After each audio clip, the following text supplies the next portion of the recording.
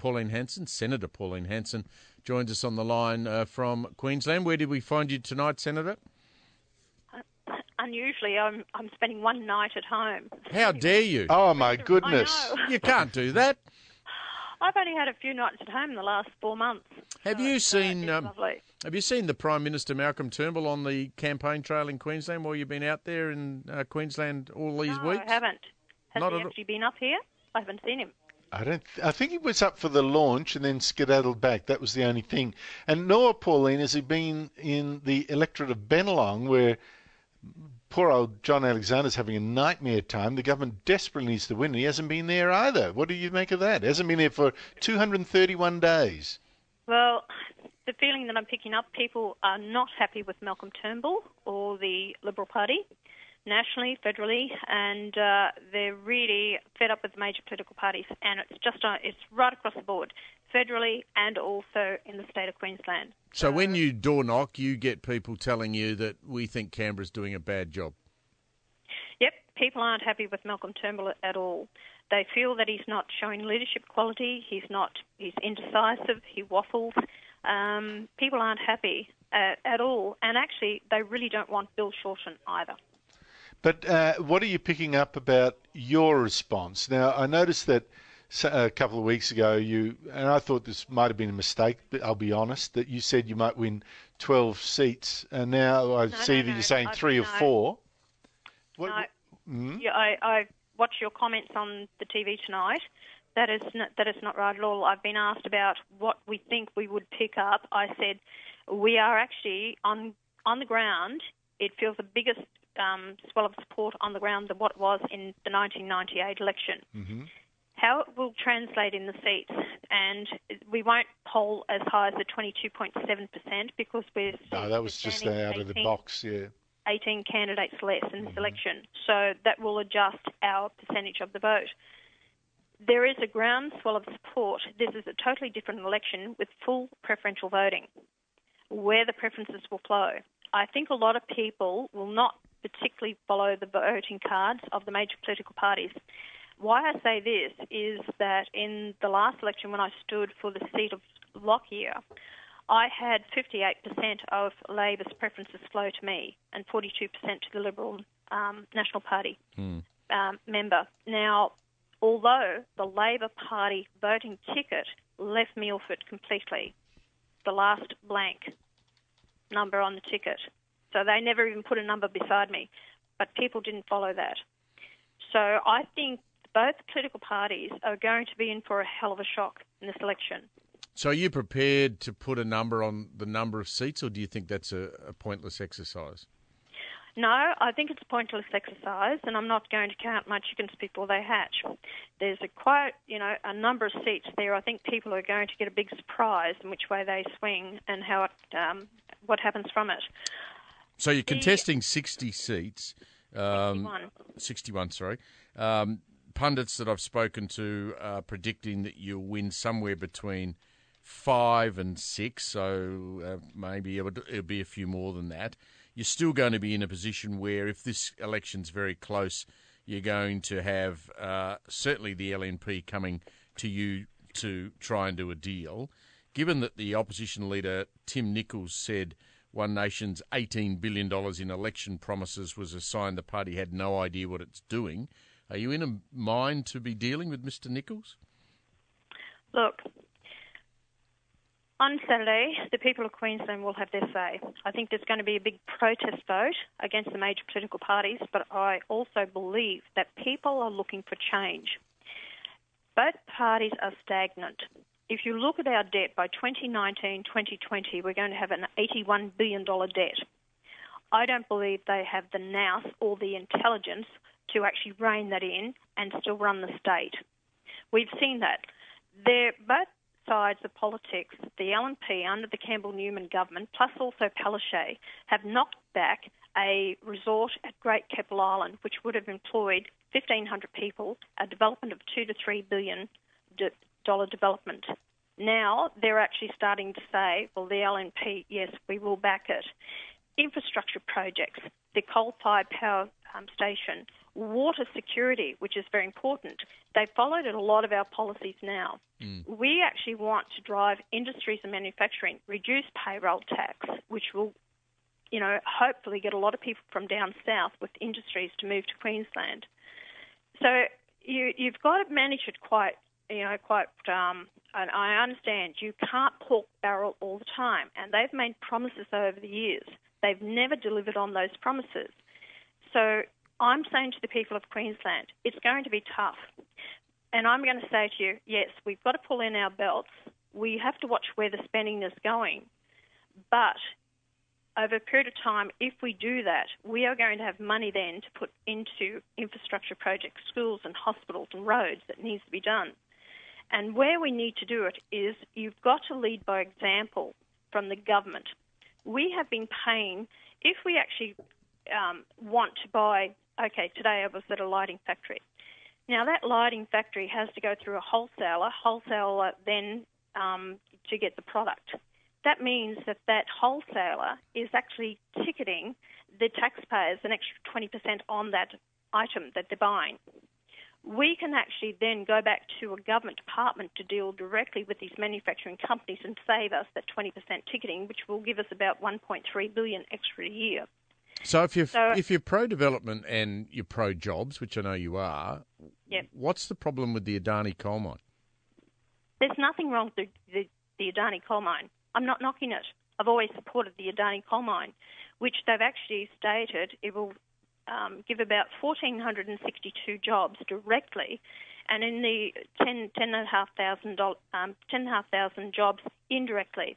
What I am opposing is the federal government out of the infrastructure fund of giving them $1 billion. But it is a loan. It's a loan. But Pauline, can I just ask? I've been intrigued with this campaign that you've had Tim Nichols, the head of the LNP, getting in all sorts of tangles over the last week with people asking him, hey, listen, will you form a partnership with One Nation if it holds the balance of power to get into government? And the obvious answer is, yes, I will. Of course I will. But he hasn't. He refuses. It's like you're as popular as leprosy, He doesn't want to admit he's got a sexually transmitted disease or something. It's just weird how he's carrying on. Do you feel insulted by this? Because of course it's going to come to you, isn't he? Of course he will. And so will Anastasia Palaszczuk. She has too.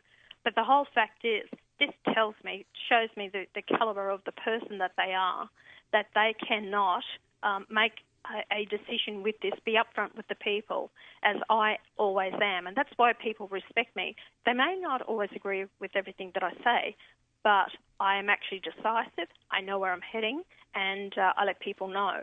And this is why this state has been stagnating and we haven't gone anywhere. I just want to make but what's his embarrassment, though? Hang on. Let me make my point about the Adani railway line. Why? And I spoke to the Prime Minister in the very beginning of this year and I had a meeting with him and I said, we have to build this line. This will give us an income of around about $800 million to $1 billion a year, because the amount of coal that will be transported at $10 per tonne cartage, we can make a lot of money out of this. We've got to get back to owning our own infrastructure that we can actually then make money out of it, not multinationals. And the point is that railway line ultimately will go past several coal mines, not just Adani. Correct. Another 60 million tonnes a year expected to pick up from the other coal mines. And what did the Prime Minister say when you put that idea to him? Because he said to me then, he said, why would government want to build this when you've got private enterprise that wants to build it? And I'm trying to explain to him, because the amount of money we can make out of this, that if we can put another $1 billion into our economy, why wouldn't we do it? I'm sick of seeing our profit-making assets being sold like Telstra, and I opposed the sale of Telstra, and they sold it for $2.2 billion, and I said, and you can go look at my speech I said in Parliament, that we would lose 54,000 jobs. Guess what happened? Telstra now makes $6.5 billion a year profit. Sold the Commonwealth Bank, near $10 billion profit a year. We have got people who are in there just to look after themselves till the next election. They haven't got long-term vision. We've got to get back to owning our assets that are profit-making. Look at the airports, how much money we're losing out of that. Let's back on the campaign itself and on the seats. Your Queensland leader, Steve Dixon, everyone I speak to says he can't win that seat. What's your numbers? What are you hearing about that seat on the Sunshine Coast? Listen, I'll tell you something. I've been on the ground, and I've been on the ground for the last year and a half. I've been at the pre-polling booths. We have got a groundswell of support that is happening across this state. It is going to translate into seats. Steve Dixon will win his seat. That's a big call. I'm telling you that. It's a big call. I got Trevor on the line. Pretty right. We've got Trevor on the line from the Sunshine Coast. Trevor, is that what you're hearing? Yes, I'm here. Yep. Hello, Stephen. Hello, everyone. Go ahead. Say hello to Pauline. Hello, Pauline. Hi, Trevor. Yeah, I'm from Laney. Yep. Pauline, with Steve, if Steve loses the seat here in Glasshouse or whatever, and who becomes the who he's the leader of the LNP of the how to explain it? Sorry. He's the One Nation leader. Who takes over if he loses? You've got the seat wrong in the first place. It's Buderim, and it's Steve Dixon is the leader in Buderim. He's very well liked there. I've been in that area quite a few times with Steve. He is very well liked, very well respected, and I believe this has been a beat up by the media and other people to actually discredit Steve. I know on ground that he has a lot of support, and I believe that Steve will win the seat. Have you managed to do any polling there, or is that just anecdotal, you're getting that feeling? No, I haven't done any polling whatsoever. And now, I can go back to 1998, and I knew the groundswell of support that we had there. And we actually pulled 11 seats. Now, I didn't want to stand in that state election back then because I wanted to keep my powder dry till the federal election, which was only a few months later. And even, I don't know if I spoke to you, Andrew, before the last federal election, and I told you how many Senate seats we could pull. Everyone thought I was ridiculous in thinking that. No, you were on the button. You were on the button. Right. And we came so close to in Victoria, South Australia and Tasmania. We missed Tasmania by 141 votes. And I might just add that you getting 3 seats in Western Australia in the Western Australian election was actually, in the upper house, was actually a good result. And a lot of journalists misreported that.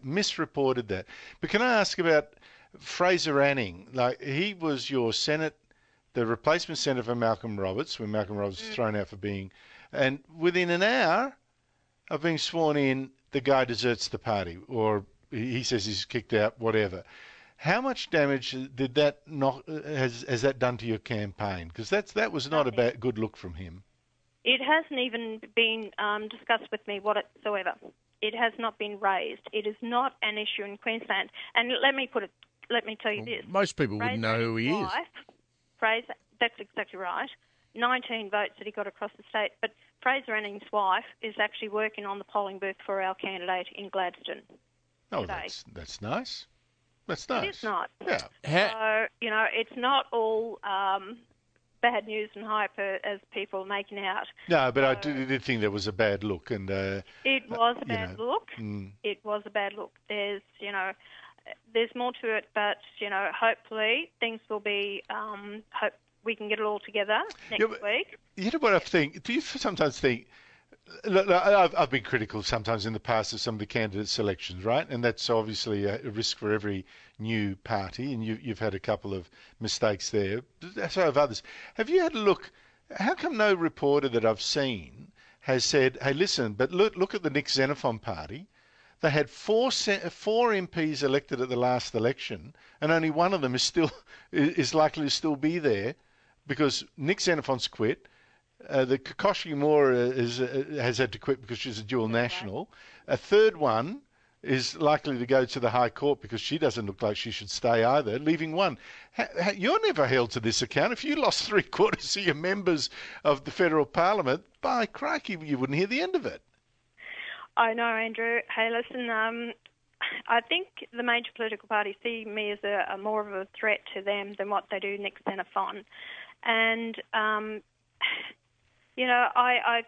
know and I hear what you're saying. Yes, I'm under more scrutiny, I think, than anyone else. But that goes to my point earlier then, Pauline. How come you've got Tim Nichols, who should be saying, of course I'll make a deal with Pauline Hanson and acting like it's just terrible. The Labor Party has no hesitation in admitting they'd make a deal with the Greens. Why is it so awful for Tim Nicholls to admit it'd do one with you? Because he's frightened of what the Labor Party are going to come out and say. You know what I tell them? Grow a set of them, Tim, and, be a leader that the people want. People want true, decisive leadership, and they're not getting it from Malcolm Turnbull. This is what they want. But it is an election in two parts of the state. I mean, southeast Queensland, if Tim Nicholls came out and said that, I think he is fearful that he would do worse in southeast Queensland than he's going to do anyway. Well, you don't think this is playing out badly for him, playing ducks and drakes with this? I think he's just made a judgment that rather than say, I will do a deal with Pauline... Sorry, go on, Pauline. You know better than I do. No, look, you're right. They are terrified of the backlash that they may get, and the other side may come out and have a go at them, and the Labor Party will, because Anastasia has pushed him into a corner. He should have stood up to her and said, no, we will decide, not you. You won't tell us what to do. And if I'm in that position to be leader of the state, premier, then I will make the decision. I will decide whether I'm going to work with One Nation or not. Labor Party are depending on the Greens' preferences to get them over the line. Are they quite happy to work with the Labor Party, with the Greens, when they're shutting down our farming sector and killing jobs and the increasing electricity prices and everything? Yeah, hypocrites. Why doesn't he hold the Labor Party to account on some of the Greens' policies? That's spot on. Hypocrites. Now, you're in 61 seats. Have you got enough people on polling booths to help direct preferences? No, actually, no. Can I put you down for a booth, Steve? Well, I have to get me somebody to see that. I'm happy to. Now, tell me where could I go? I need some help out at Malcolm Roberts. Right, I'll see we'll see you there. Send some pictures, Steve. Send some selfies. Adam's in Mascot. Question for Pauline. Go ahead, Adam. Good evening. Hi, Pauline. My question is to you. I follow you on a daily basis. My question is to you. How are you going to be different between the two, the Labor and Liberal? What are you going to do for Queenslanders that they're not going to do? Adam, let me just tell you, I'm not the leader. Steve Dixon is, right? He has shown more leadership in this election than what the other two have. He's a man who's very dedicated. The shackles have been taken off him now that he can actually start representing Queensland. We want to actually reduce the electricity prices by 20%, which we can do is taking off the cost of the infrastructure, which is going directly into the coffers, which is $1.5 billion a year. We actually want to build a coal-fired power station in North Queensland, and then we have a plan for apprenticeship schemes. Now, I've spoken to the Prime Minister about this. They're not interested in it, but if we can go with it in Queensland, 500 to start with, 500 apprenticeship schemes. That means that we subsidise businesses to take on apprentices. We pay 75% of the first year's wage, 50% of the second, 25% of the third. And this will start in rural and regional areas to keep the kids in these areas rather than coming to the cities. To support what we want to do is with payroll tax to actually, when we get new businesses starting up in areas where it won't affect an existing business, to give them a 5-year grace period of paying payroll tax. We want to get businesses put on people, not being taxed to the hilt when they do. So Great Keppel Island, for that development to go ahead, create 1,500 jobs, and it won't cost the taxpayer a cent. Well, Pauline, Andrew's volunteered also. Find a seat for him to go and hand out some how to vote cards. Good luck on the weekend, and we will, I'm sure, talk. Yeah, go ahead. Listen, guys, you'll have to tell me where you're going to be, because I'll tell you what, a lot of people want to join you and work beside you.